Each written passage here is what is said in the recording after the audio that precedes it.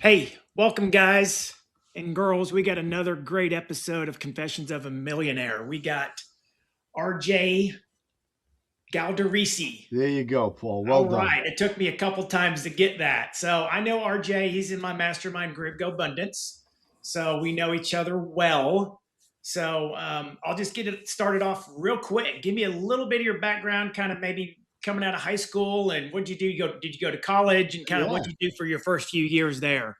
Yeah, I'll make that quick. Yeah, out of college, I went into the stockbroker industry. Now, I graduated college in 1988, so that's the Wolf of Wall Street days. I quickly realized that I was in the wrong profession. Well, it was just the wrong timing. I ended up in a boutique firm, which I thought was be perfect to learn, but little did I know it was a boiler room operation. But I discovered pretty quickly at that time I was raised in the food service industry. So my dad was always an entrepreneur, always in the surrounding food service. And at that time, when I realized I that was not the industry for me as far as a brokerage business, my dad had an opportunity to take on a cafeteria that he did not want. He offered it to me, so I jumped in. Something I didn't want to do. My parents sent me to college so I wouldn't be in the food service world. I So wait a went second, I'm in. gonna stop you right there. I hear you're right. So you kind of went to school to kind of be a stockbroker in Yeah, essence, or kind of investment banking sort of space. And all of a sudden now you're getting ready to take over a cafeteria. yeah, I love it. I yeah, love it. So yeah. okay, so keep talking about that. That's a very interesting transition without a doubt. Yeah, so it's a whole two roads diverge thing. I went back to the road that I knew. There are obviously, I don't like to use the word regrets because we're all on a journey and we are where we're supposed to be. But there was spent a lot of years shaking my head, going, "Geez, why did I quickly go back to what I knew?" Well, because it was easy, and I did that. So my dad was tired and getting ill at that time. Didn't want the cafeteria. I took it over. It was really a profitable endeavor. And I did that for a couple of years. I grew that. At that time, my dad decided he wanted to exit his business. So I took on a partner. We bought my dad out. We bought the business, we bought his building. And this is where, there is definitely some favoritism. If I wasn't his son, I wouldn't have got the sweetheart of a deal. Now, I did pay full price. And after my father's death, my mother's almost 94 now, still living off of those proceeds that I paid her. So there's no gimme, but it's very similar. And it's a great segue into a conversation today is that what my father did for me is what people could have sellers of acquisitions business in acquiring a business do for them, but they don't think to ask. So my father did. We knocked down his building, and while we were doing that, he was still owning it, and he allowed us to get the permits and go through his process. And we didn't start paying him until we were up and running in business. Now that might have stretched it a bit in today's world of a stranger seller, but it definitely adds to creative deal flow, right? And creative So structuring you, of so you fundings. knock down the cafeteria. Well, no, this was now, I still had the cafeteria, but this was my father was primarily in the deli business. He had Oh, multiple okay. delis. So it's a retail deli in New York on Long Island.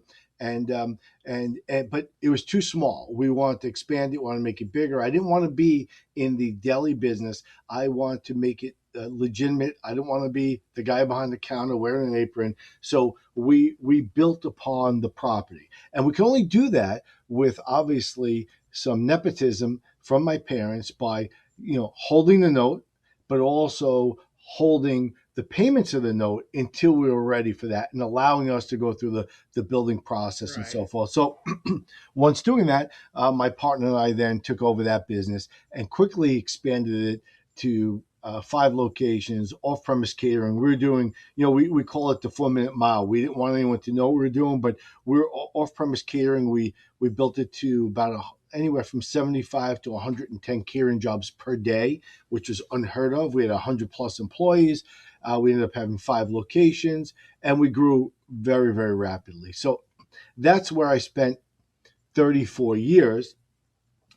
Along that way, I was also purchasing real estate as well. I built an all-state insurance agency, And in the last couple of years, I exited both the hospitality world, selling off that business, as well as selling my agency, um, as well as a bunch of real estate as well. So I kind of reset, and that was a quick synopsis of the last 34 years. But yeah, it was very interesting ride. I'll tell you quickly, Paul, I learned a lot by my growth and my struggle in the hospitality world.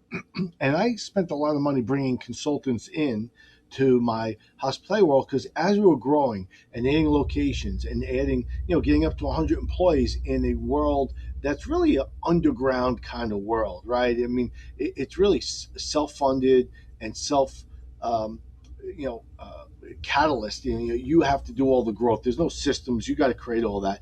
And in doing that, that growth is expensive. And a lot of businesses fail during that period because business is great, but either they don't do debt correctly, they grow too fast, they don't have people in the right seats, poor management, and all the things that could go wrong in business. And I'm happy to expand on those because I learned them all. But I was wise enough to bring in a consultant to teach me about the growth. And that's when I really started to learn and develop my business acumen, because I started to put answers to problems and challenges that I just didn't know at the time. I was 25 years old when I started, so I was really a young business entrepreneur, and I wasn't surrounded with people like you. Now we belong to masterminds, now podcasts. It was a different world back there. You only knew the people around you, and if they didn't know the answer, it was very hard to do so, to find it. So I hired consultants, and they taught me a great deal. But what they explained to me was that the food service world, specifically that I was in, is a very difficult business. It is one of the most difficult businesses. And people go, "How hard is it to make a turkey sandwich?" Well, he explained that we were in the raw materials business, right? We were bringing in raw materials, so therefore we're manufacturing. We were in the human capital business, heavy on labor, food service heavy on labor. We were in the retail business because we had retail locations. We were in the cash business. We were in accounts receivable because we had big corporate accounts. We were in transportation because we did off-premise catering. We delivered all over the New York area, from people that know, from the Hamptons into the boroughs of New York City. So a lot of ground to cover. So we touched on every aspect of business. And I later found out how serious that was, and how really determined and how sharp we had to be. Also in a business that had razor thin margins, right? Food service is very thin margins. When I started my Allstate insurance, I realized how difficult hospitality was, because that was a 9 to 5, 5 days a week. If you missed a call or an email, you followed up later on, unless, of course, there was a real peril, somebody had an accident. Other than that, nothing was really urgent. When you're in the food service business, someone shows up for food, or you got to deliver a catering for a party, a wedding, a corporate event, time is of the essence. There's no pushing anything off. So there was a lot that went on in that world that created a lot of angst, and kind of could destroy a nervous system, no doubt. So, but I Yeah. learned a lot, learned a Well, great deal. I want to stop and go into a little bit more detail on two of those things because I preach two things that are super important in business acquisitions and running businesses. And you got to know two things, and they're going to get you in trouble. One is working capital. You kind of mentioned about it, like expanding and understanding and working relationships with banks, and how much, I'm opening up deli number two, and then deli number three, and deli number four, and deli number five. And how much money do I need to put into this new location until it becomes profitable, and understanding that. And banks don't like you to come back and ask for a second amount of money, because then they start thinking you're stupid and you're a high risk, right? So you better get first, that first ask correct, right? So if you need 150,000 and you think you're 50 short, I guarantee the bank ain't going to give it to you, right? So let's talk about that and some things you learned about asking banks for money and working capital resources, and kind of some mistakes you made there. Yeah, I love this, because also in today's world, what I'm doing today creates um, a whole different paradigm shift than what most people are used to. Because being from that world, that frowned upon industry of food service, you're right. Banks only wanted to lend to people that really didn't need the money. So there were times when we needed the money and the banks wouldn't talk to us. When we were flush with cash and didn't need it, then they're all pounding on our door. And that's kind of how they normally work. So how we funded, we were self-funded, either the cash flow from the business, and it's very interesting, those who don't understand, in the cash flow is so important in the business, right? And Paul, I know how smart you are in these areas, but you can have a profitable business, but if you don't have the right cash flow, you don't have access to cash, that business could be out of business. Regardless of what the P&L says, you need money. You don't have enough money coming and more money going out, you're insolvent, you run into problems. So the accounts receivable doesn't necessarily help you. People go to factors, pay ridiculous rates to save themselves, and that's a problem. They don't ask for the right help. But back to your question, the banks, we couldn't rely on banks. So we relied on suppliers. And what that looked like was a couple of different things. One, we had some pretty large suppliers and some mom and pop, small suppliers. And in that industry for years, what people relied on was exactly that. They relied on their suppliers lending them money. There's people familiar with Boar's Head. There's the meat men, right? There's the dairy guys, the juice guys.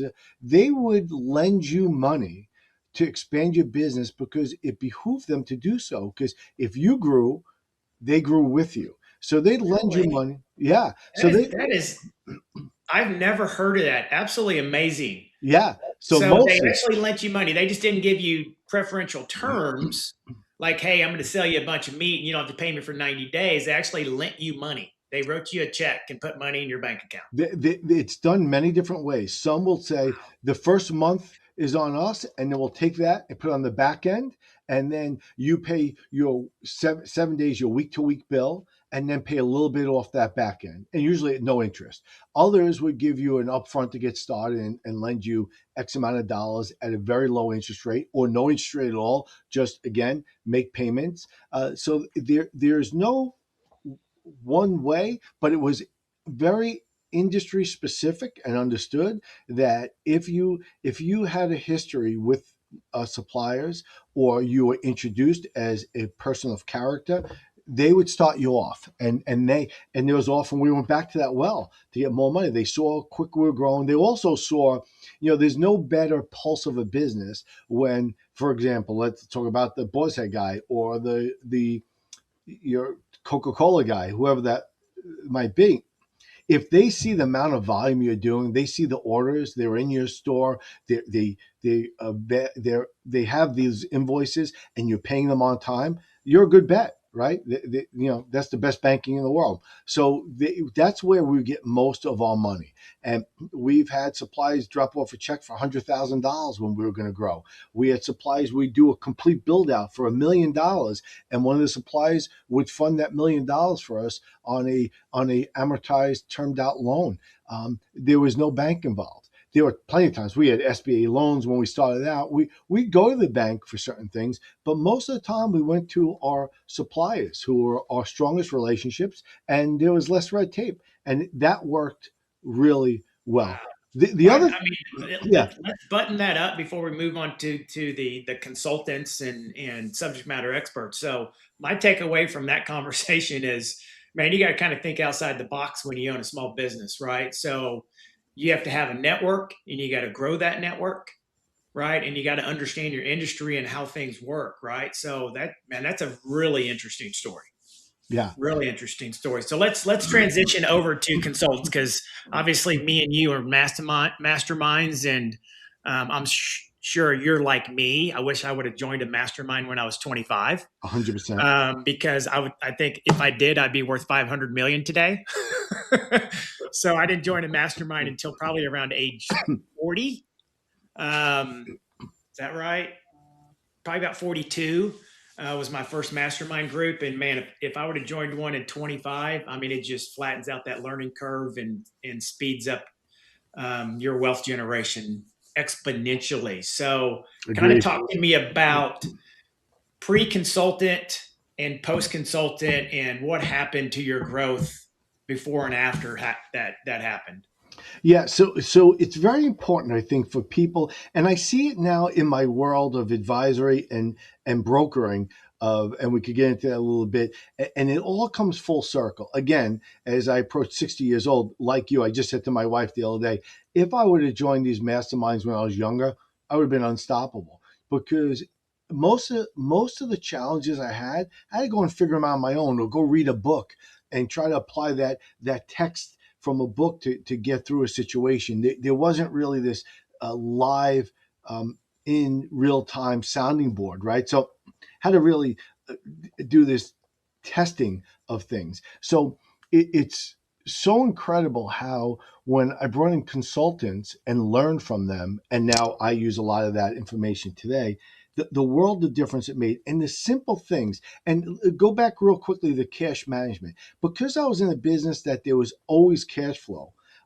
We were able to take, even if the profits weren't there, we were to take the, let's call it, the $100 that came in for the day, and you can split that $100 as many ways, 100 ways if you wanted to. So everybody got a little bit of money. They didn't get everything they were owed, but they got a little bit. So you kept that feeder going. You're able to break that $100 and at least give somebody a little bit to keep them at bay when you needed to. Where, let's say, in the construction industry, if you're waiting for accounts receivable, you're waiting for a big check, there's no money coming through, and you got people Yeah. knocking and pounding at your door. So cash flow is very important. How you go about that is very important. Now, I say that carefully because, let's say, someone like yourself or like me, who are conservative and know how to manage money, we're not going to bring that money to the racetrack. We're going to use that money and use it with really the proper respect and due diligence it needs to keep the business moving in the right direction. And I really became a master of moving money and manipulating money to make sure that the bills got paid. And that's something also, in a consultant coming in, then started to teach me how to refine that and use it differently, and then use credit lines and banks, and we brought those in, and then we had more money to work with. But a big thing that a consultant taught me, and this is a lesson for everybody, and there are consultants that get paid just by coming in and raising your prices. But one of the first things you could do to help a business is go in. There are many things to do, but everything starts with your finances, because there's no sense getting to the sales and marketing and amping that up if you're not making your margins on whatever widget or whatever service you're selling. Because the old adage, we lose $100 a car, but we just make it up in volume. Well, Yeah. that's you're just propelling yourself to a faster decline. So you really have to have your finances in check. And one of my first consultants, what he did was he sat down with us and said, let's look at the velocity of your product. What's in demand? What's most popular? The 80/20 principle. Okay, let's avoid the things that you don't sell a lot of. Let's concentrate on the biggest selling items. Now let's look at the margins on those items. Let's look at the cost of goods sold, the labor, and what that looks like. And from there, we figured out our prime cost, which in our world was labor and food. And then from there, we were able to figure out our gross margins and what we wanted to price it at. Will our margins align? How much more money did we need? And simply by knowing what our margins were and not look at what the competition was selling for. A lot of people, that's how they gauge their pricing. When you ask somebody, how'd you come up with that pricing? Well, I kind of looked at my competitors. That's what they're selling for. Well, who said they're right? Who said they know their numbers? And I don't want to jump ahead, but now in my world of advisory work and business brokering, I see a lot of businesses for sale and they don't know their numbers. So all those years of other people following their guidance on pricing, big mistake, right? And I learned that early on in my career. Yeah. So the consultant said to me, let's work the numbers. And we did. So we kind of did what's known in real estate is the underwriting, and figure out all our costs. And then we weighed that against our velocity. And then we said, okay, if we raise the price, if we're feeding in this particular catering package, 20,000 people a month, and we raise this by $1, do the math. You got $20,000 that's going right to the bottom line. So we played with those things, and that made an instrumental and exponential difference in the profitability of our business. So where our expansion was slow because we were hindered on cash flow. Once we did that and tested the market, sure, we lost customers. But also, if you know the math and you measure, you know, if you raise price by a dollar, how many customers would you have to lose, and what's the likelihood of losing X amount of customers in order for you to really hurt the business? And anytime I did that, it always looked like if you raise prices, let's say by 10%, you might lose 1 to 2% of clients because now you outpriced them. But Right.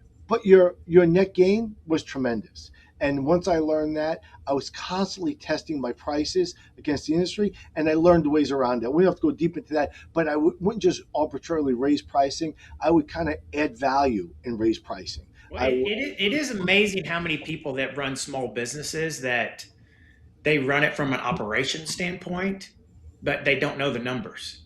Yeah, Right? If you don't know your numbers, right? I mean, at any minute, you should know what your sales were yesterday and what your profitability was yesterday. And you should know how much cash you have in the checking account, what your accounts receivable, what your outstanding accounts payable.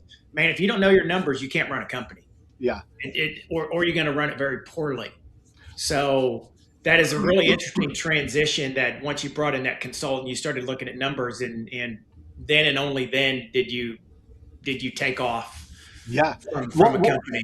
well, to that point, Paul, it really, and the food service industry and those challenges it takes to run that business. Now, I had a lot of friends in the insurance world and other industries, and they played a heck of a lot more golf than I did because the food service world is very demanding, right? So, from 3:30 in the morning till sometimes Saturday night till 3:30 in the morning on the other end, we had jobs going on and people in the field and all kinds of things happening. So very demanding. But what it does, it gets you tuned in.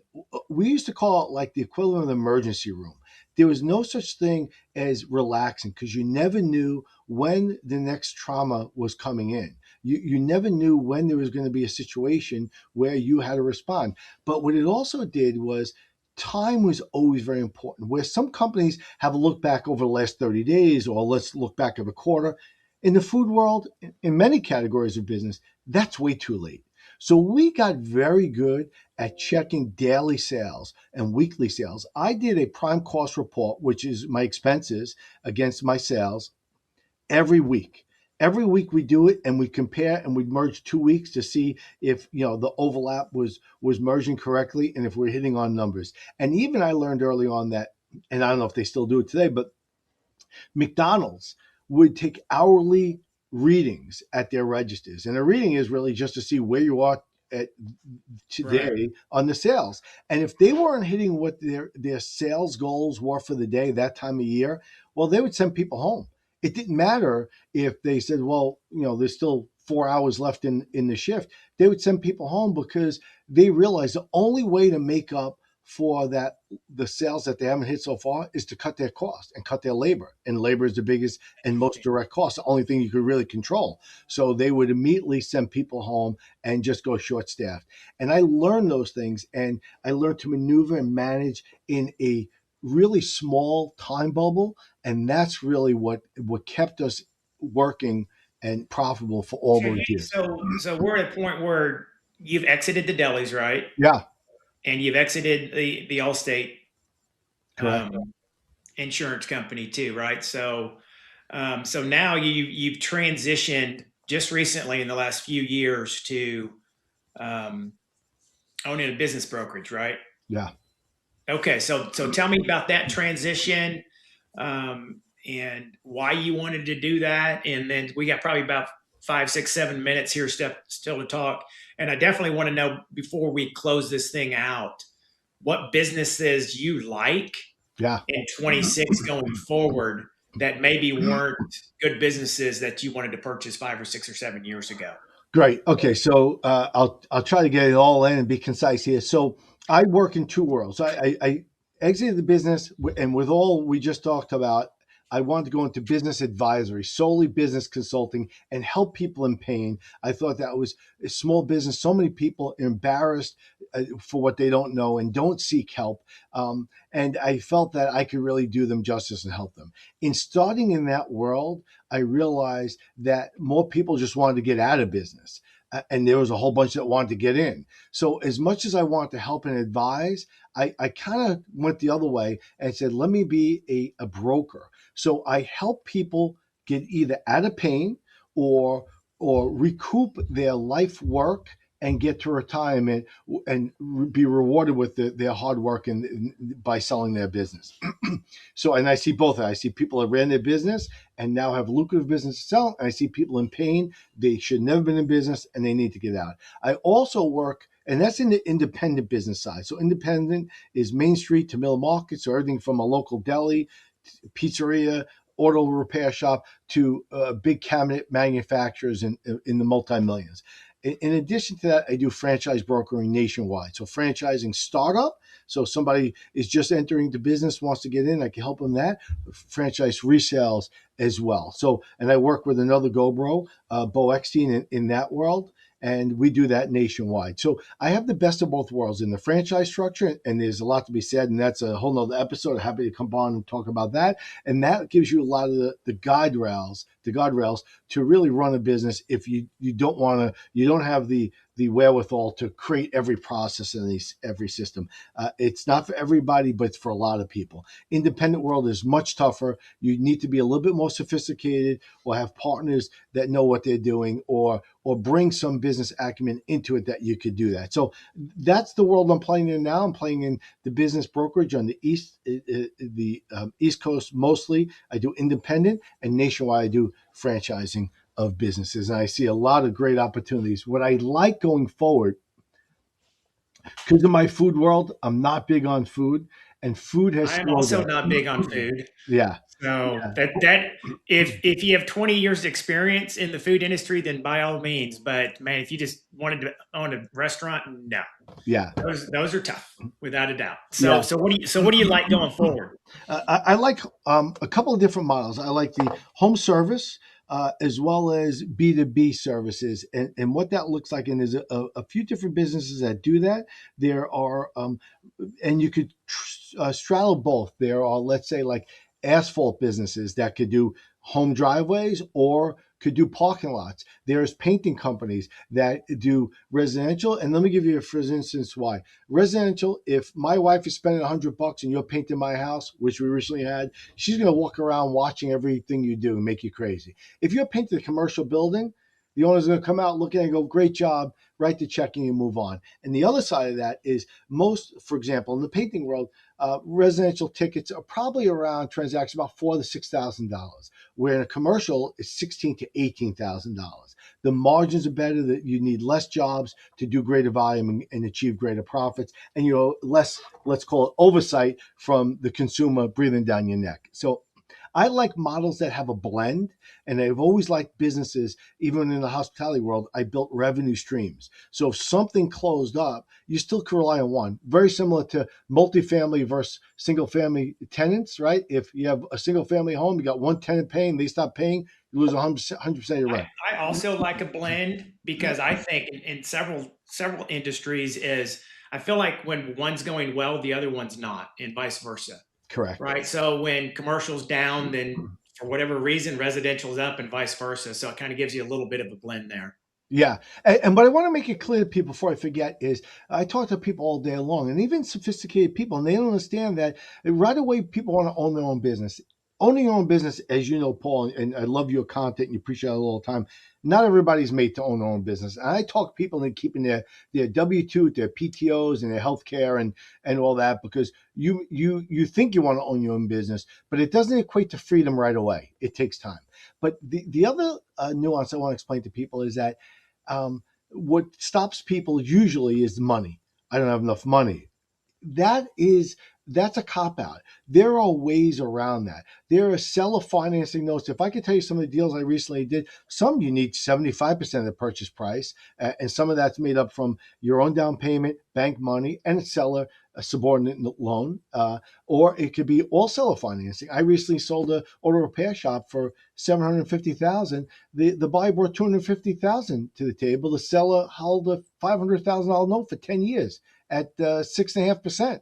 I mean, there's no better financing than that. But people Yeah. right away don't think they have the money to do it. So I think it's worth the conversation. Not all brokers are created equal. I'm not being disparaging, but you want to find someone that listens to you, you're aligned with, and also they weren't selling cars last week, and now they're selling Okay, business. I'll say it. There's a bunch of really bad brokers out Yeah, there. yeah, it's just, You don't want to say it, but I will. I think at least 80% of the brokers out there, they're all good people. They just don't know what they're doing. yeah, yeah.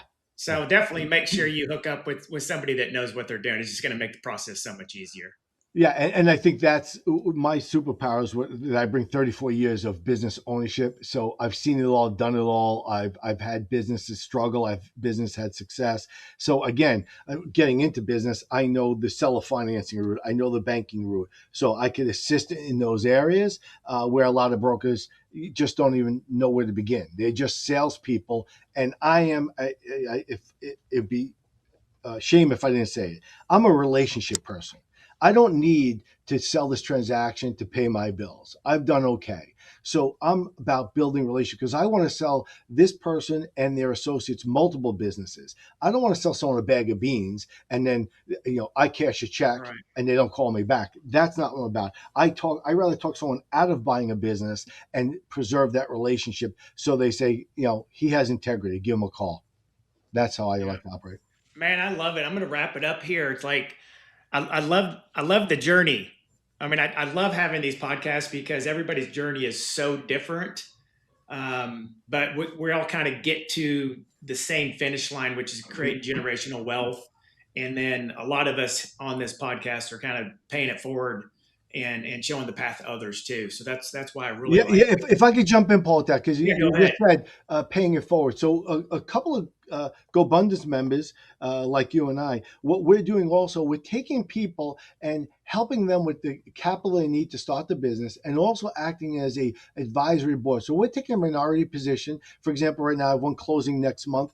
We're taking about 35%. The operator is going to hold 65% of the business, and we're giving them the credibility and the capital they need to get started, and then also the ongoing guidance to build the business. So we're paying it forward. We're also going to make money off of it, but we're taking somebody who wouldn't be a good fit for business ownership on their own and giving them that stability, giving them all these years of business ownership so they could really raise the probability of their Man, success. I really love that. I'm doing something very similar on my side, and I know we're doing stuff too together.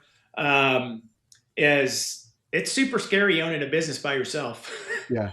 Really scary. So bringing people that know they've done it, give them 10 or 15 or 20% of the company, and then you got that person there forever to ask questions and throw ideas off of and give you guidance and without a doubt. Yeah. Now, really good stuff. I mean, we RJ started off as a business broker and quickly pivoted, and all of a sudden now you're serving food at a cafeteria, and then transitioned into serving sandwiches and bought a Allstate insurance brokerage and exited those, and now you're showing people the way of kind of what you did before business ownership. I mean, I truly believe that business ownership is how you create generational wealth, and it's really Agreed. easy to do, and it scales very quickly.